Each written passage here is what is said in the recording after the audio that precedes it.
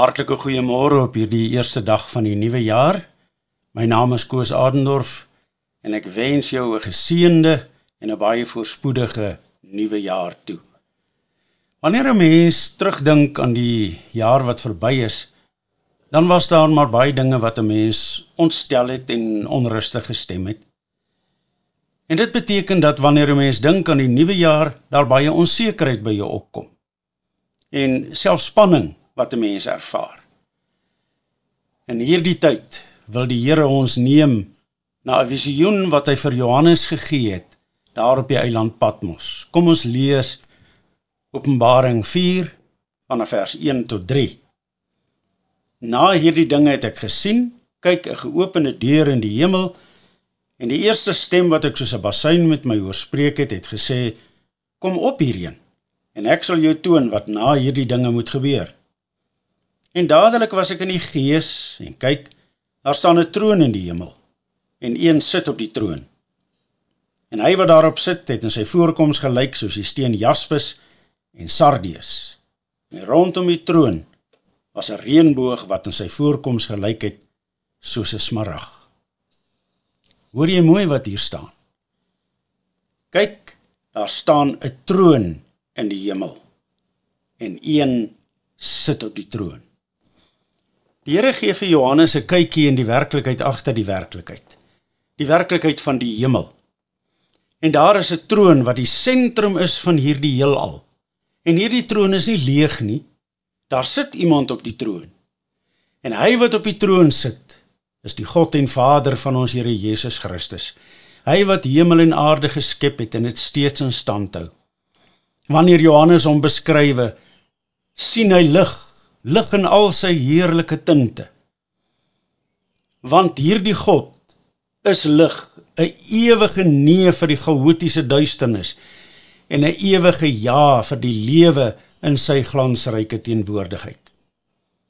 Daar gaan donderslae en weerligstrale van die troon uit, en rondom die troon is die 24 ouderlinge en die lewende wesens wat hom aanbid.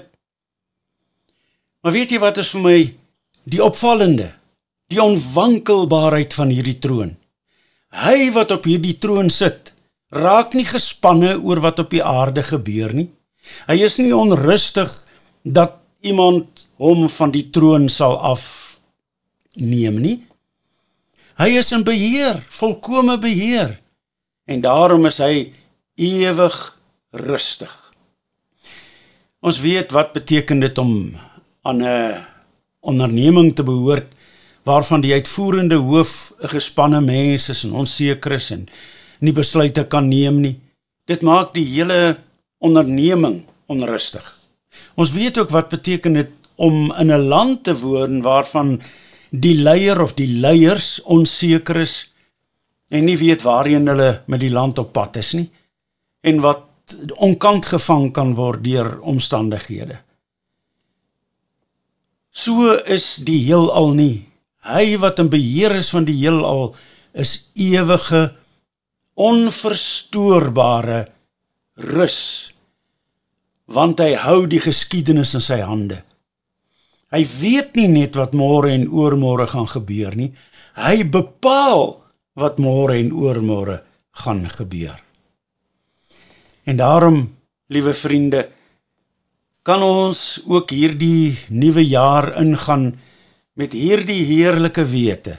Daar is 'n troon in die hemel, en hy wat op die troon sit, is die God en Vader van ons Here Jesus Christus, en deur Christus ook ons Vader, en hy hou ons in sy hande, hy dra ons van dag tot dag. Die troon is nie leeg nie. Hy wat daarop sit, bepaal ook die gang van ons lewe in hierdie nuwe jaar. Kom ons aanbid hom dan wat op die troon sit, en ons plaas ons volle vertroue op hom. Amen. Kom ons bid saam. Here, ons dankie vir die genade dat ons in 'n nuwe jaar mag ingaan. Ons dankie vir dit wat ons in die vorige jaar kon beleef, en dat ons kan getuig van u goedheid en u genade, dat dit vir ons elke dag genoeg was. Ons dankie ook vir u woord wat ons wys op die troon in die hemel, en na hom wat op die troon sit, ons ewige, onverstoorbare onbetoorbare God. Dankie dat ons in U kan glo, dat ons kan vertrou dat U wat op die troon sit, weet wat U doen. U het die wysheid, U het die almag, U bepaal ons gange. Ons loof en ons aanbid U, en ons plaas ons lewe ook vir hierdie nuwe jaar in U hande. Ons doen dit in die naam van ons Here Jesus Christus. Amen.